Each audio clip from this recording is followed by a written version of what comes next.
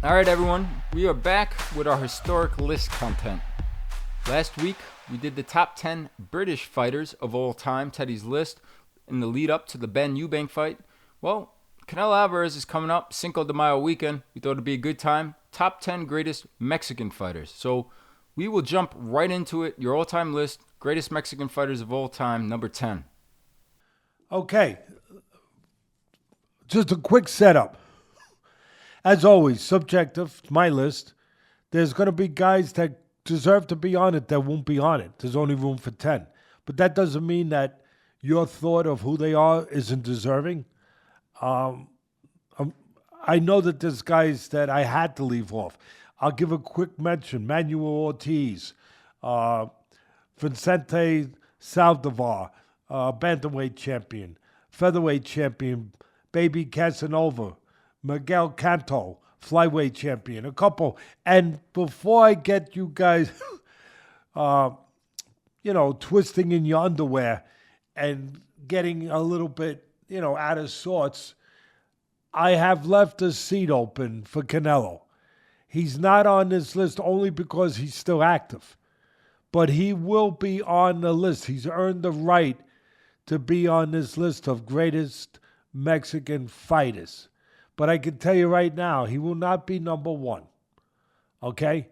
Because one of the pet peeves I've had with some of your fans and Canelo himself, where Canelo got a little perturbed by what I said and took a shot at me, and that's fine. But I had said he's not the greatest Mexican fighter of all time because, unfortunately, a lot of the fans, not all of them, but a lot of the fans and a lot of the so-called pundits, experts of today, are not familiar with the depth of greatness of the history of great fighters in Mexico. They don't know what they don't know. They don't know how many great Mexican fighters there have been. So they put Canelo because they know Canelo, because Canelo was around in their time. So they're lazy, and they make him number one, number two. No, I'm not taking a knock at Canelo. I'm not hating on Canelo. I don't hate on anybody. I'm just saying that before you make a comment in something that is this deep in talent, you should do your work, and you should know what the frick you're talking about before you start going, oh my God, Teddy hates him because he's Mexican. No, what? I love Mexican fighters. I love Mexican people. I love good people. I love passionate people. So how can I not love Mexicans and Mexican fighters? So at the end of the day, Canelo will be on there. And he will be in the right place, I believe. So here we are. Number 10, Juan Manuel Marquez. Can't argue. 56, 7-1, modern-day fighter, 40 knockouts. He's got a highlight reel where one of his knockouts was one of the great knockouts of all time with Pacquiao, with a great fighter. He set a trap, and he closed the trap. He got Pacquiao to reach in, to jump in, and he threw a beautiful counterpunch, and he knocked the great Pacquiao out. Pacquiao won most of the fights in their series, but let me tell you, I thought there was at least one or two fights could have went the other way in his series with Pacquiao. Yeah, the first fight was a draw, to your point. Could have went the other way. Great fight. I thought there was a fight just like, I'll be honest, just like with Triple G and Canelo. I thought that Triple G should have got that first fight, maybe, and even the second one, but he didn't. I thought that Juan Manuel Marquez could have gotten another one of those fights besides the draw with the great Pacquiao. Either way, great fighter. Number 9, Erik Morales. He had a trilogy with a great fighter, Barrera.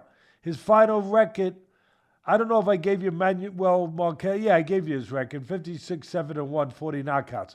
Erik Morales, 52 and 9, 36 knockouts. I mean, the guy was a warrior. The guy was great.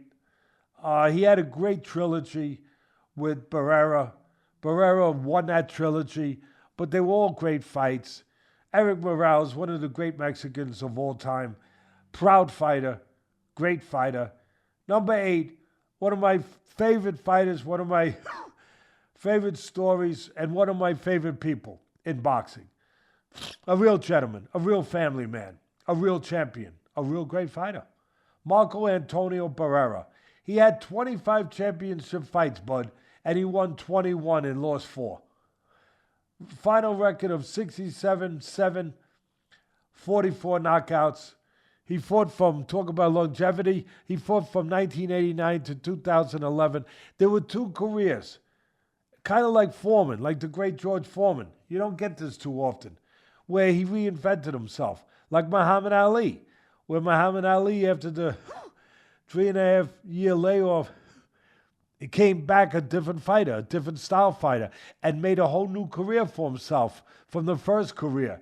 Well, George Foreman did that. 10-year hiatus, came back, won the world title at 45 years of age, had a whole new career, a whole new approach, a whole new way. Antonio Barrera, when he started in his career, he was just a slugger with that great, great Mexican left hook. And he was knocking guys out. He was going to war every day. And he got insulted if it wasn't a war. I mean, everything was a war. And then he got knocked out by a fighter that I trained late in his career, Junior Jones from New York. He got knocked out because straight beats round, because the straight right hand of Junior Jones beat the left hook of Barrera, that sometimes he went to the well one too often, where he would lead with the left hook in front and leave himself available to a straight right hand. And he paid for it, and he got knocked out by Junior Jones. And after that fight, and he fought a rematch, he lost a rematch, a decision. But after that fight, he reinvented himself to Barrera. Barrera did. He really did. See, I like to give the backstories to these fighters, not just tell you their records and why, and just say they're number 8, they're number 9, they're number 7, they're number 6, they're number 1. I want to explain more to them. Barrera changed his way, and he became a consummate boxer. He became a legitimate, really a legitimate sweet science guy, where he went from being a slugger who just made great fights, but took a lot of punishment to do it and a lot of risk, to being this boxer that nobody thought he could be from his first part of his career, from what he had shown. And he became this tremendous boxer.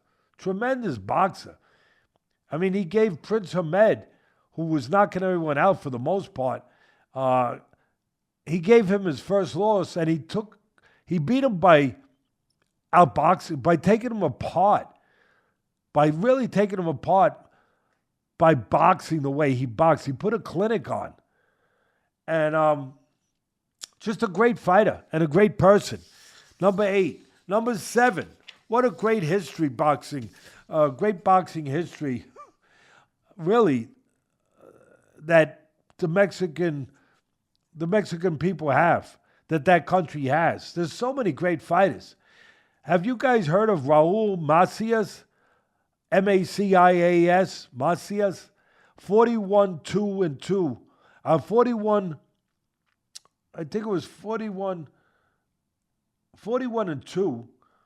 I believe. Yeah, it was his record. And he was really the first Mexican legend. He was a bantamweight champion. But he was one of the first Mexicans really that got that acclaim. And then there was a lot of greats to follow that had that acclaim, had that glow, had that, that recognition that just, that they deserved, that great love from the fans in that country. Raul Masias was probably the first guy to get that. And then number 6, the great Ricardo Lopez, junior flyweight champion. He retired. Not too many fighters retire undefeated as a champion. He retired undefeated, 51-0-1, 38 knockouts. What a great fighter. What a great legacy. And then number 5, you like power? Well, then you got to love Carlos Zarate, bantamweight world champion, 66 wins, 4 losses, 63 knockouts. That's right, 66 wins, 63 knockouts. He was undefeated for his first 52 fights, kind of like a Roberto Duran, like a Sugar Ray Robinson, along those kind of lines. And those are good lines. Those are good waters. Those are good company. Number 4, Baby Arizmendi. Arizmendi. He beat Henry Armstrong 3 of 6 fights. That's all you need to know. Most of you know that follow this show that Henry Armstrong is maybe my favorite fighter maybe of all time. Him and Sam Langford, Joe Louis, those guys. But he beat Henry Armstrong, a monster, one of the greatest fighters of all time in boxing. He beat him 3 of 6 fights. He finished with a record of 88 wins, 26 losses, 14 draws. Baby Arizmendi. Number 3, how great would he have been if he didn't die at the age of 23 in a car accident? How great. He was already great. Featherweight champion, Salvador Sanchez. Wow. Beat guys like Azuma Nelson, 15-round fights. What a great fighter. Beat Bazooka Gomez. They thought that was going to be a competitive fight. Gomez could punch like hell. Gomez was a hell of a fighter. But Salvador Sanchez was a different dimension, a different level. He was more than just a great puncher. He was a great overall fighter, a technician, everything. The thing I remember about him most, I watched him in the Azuma Nelson fight where he was sitting on the corner. It was on network television, and they had a shot of him, Bud, sitting on the corner, on the stool in the corner, 15th round against a great fighter, a legendary, a guy that was going to become a legend, Azuma Nelson, early in his career. But he's sitting on a stool in the 15th round, Bud, and this is what he looked like. You ready? That's about how hard he was breathing. That's how calm he was. That's how great he was. Wow. Number 2, maybe the favorite fighter of all time in Mexico, maybe, as far as an action fighter, as far as a knockout puncher, as far as a great fighter. Bantamweight, featherweight champion. He was undefeated in 62 fights. First Mexican double world champion. Yeah, I'm talking about the great, and you got to be great to be number 2 from Mexico. You got to be great. Ruben Olivares. Wow. Ruben Olivares. If you don't know him, people, shame on you. Go know him. Google it. Check it out. Get better. Get a Chavez and do it. No, I have a Chavez. Am I saying it right, bud? Or cerveza. Okay. Number 1. Wow. To be on the throne of this list. To sit on the throne of this list. Oh, the only thing you got to know is it's senior, not junior. That's the only thing you got to know. Okay? Julio César Chávez Sr., junior lightweight and junior welterweight world champion. You ready for this record? I always say that the modern day fighters, for the most part, not all, we got Roberto Duran, we got other ones, but for the most part, they do not have, and they never will be an era to have, the kind of records that the fighters from the 20s, 30s, 40s, 50s had, because the sport's not the way it was. You don't have that many fighters, you don't have as many fighters, and you don't have fighters willing to fight each other that often, and to fight the best that regular. You don't have that mentality. You don't have that with the networks now wanting to have undefeated records, more than they want to have competitive fights.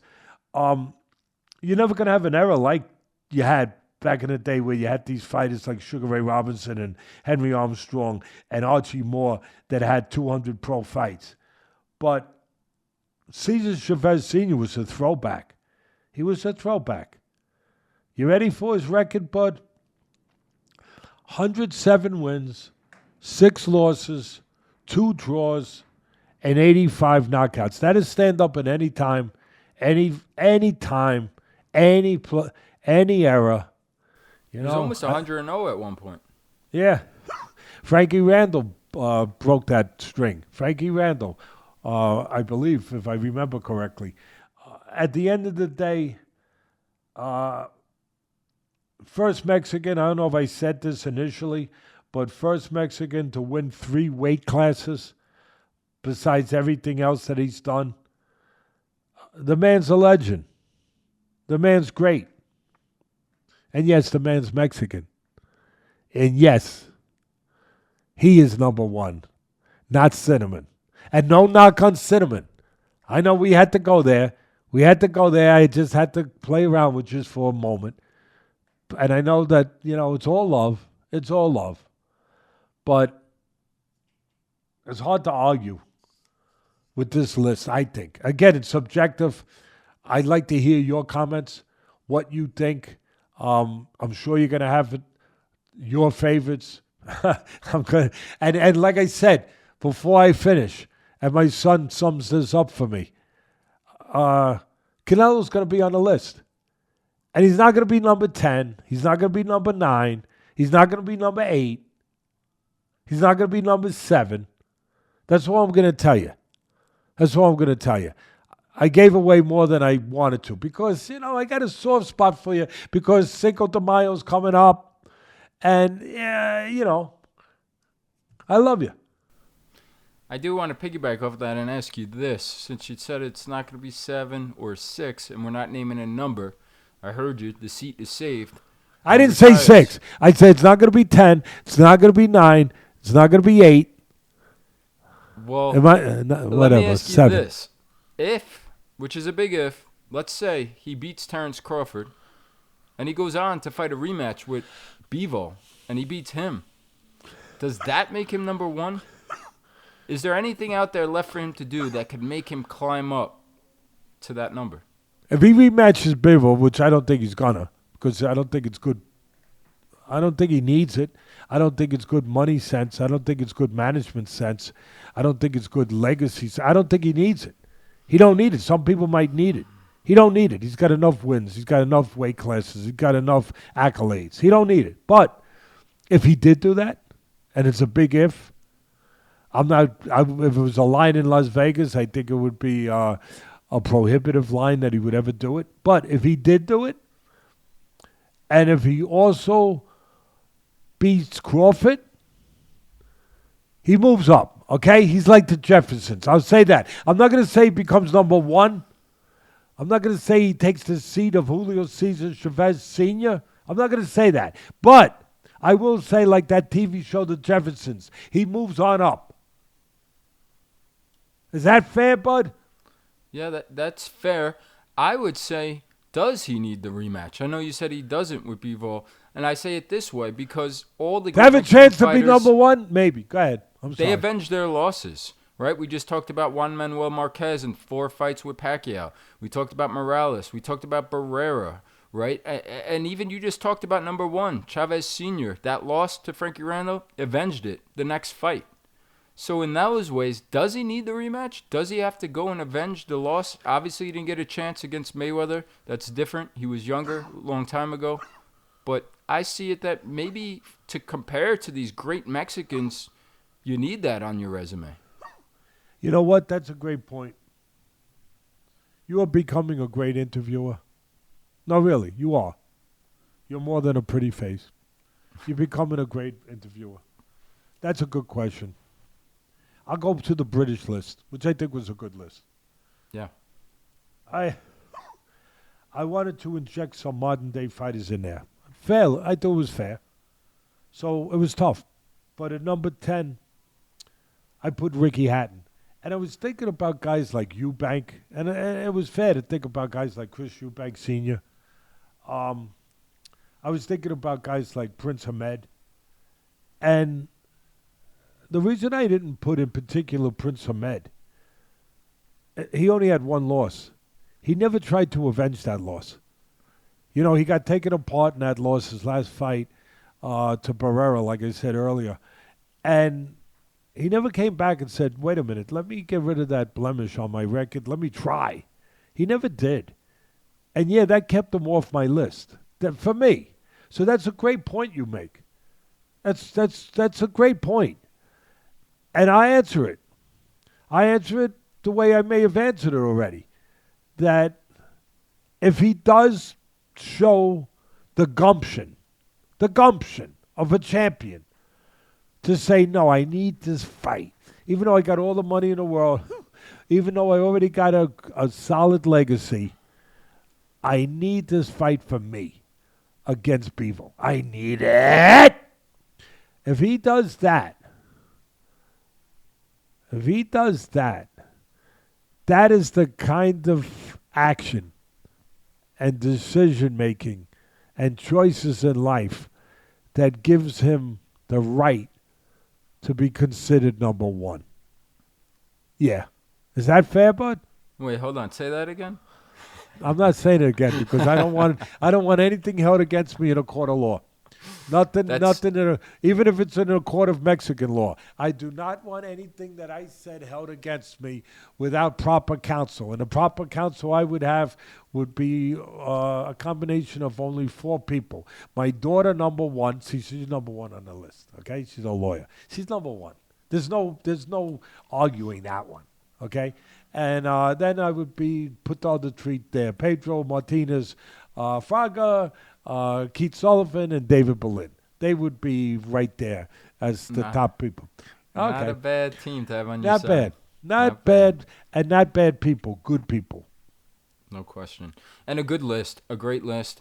Really enjoyed it. Again, I know all the time you put into it. You're hard on yourself. It's not easy to do these lists. You did a great job. I really enjoyed it because number 10, 9, 8, those guys, some of my favorite fighters of all time. Juan Manuel Marquez, Marco Antonio Barrera, Eric El Terrible Morales, and Ricardo Lopez. To hear that name, I remember watching him ringside as a kid, how great he was. Like you said, retired undefeated. I was a little bit young when Chavez Sr. was still around, was past his prime, but I do remember versus Pernell Whitaker and versus Oscar De La Hoya. So to have that balance of some of the modern guys and then to learn about some of these guys, I never heard of, was it Baby Arizmendi and Raul Masias? So to just hear and be educated on the rich Mexican history, I really enjoyed it. I thought you did a great job. I hope all the viewers do. Let us know, comment what your list look like. Give us more ideas. What should we do for next week's list? And please, as always, like, comment, subscribe, and we'll be back with more next week.